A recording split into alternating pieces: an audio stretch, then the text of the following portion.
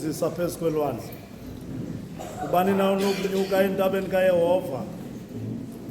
Ubani na unokuma endaweni yakhe engcwele?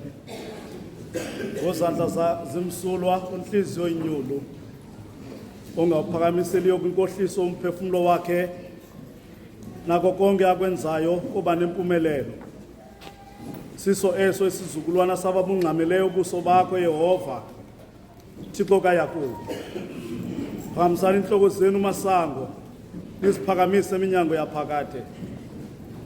Ziphakamiseni inhloko zenu masango, niziphakamise eminyango yaphakade, angene ukumkani wosuko.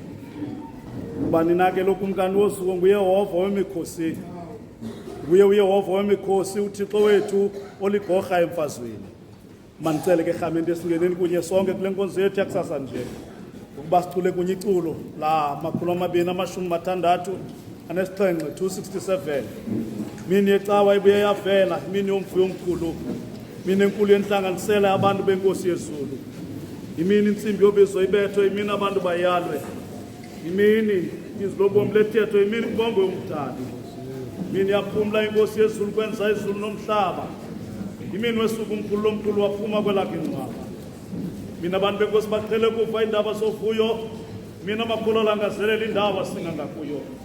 Esiyawuthi xa sithabatha le vesi yokugqibela sicele uMadlamini umama unhlokwana athi silapha kusasa nje.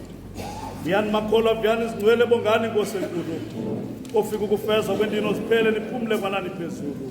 267.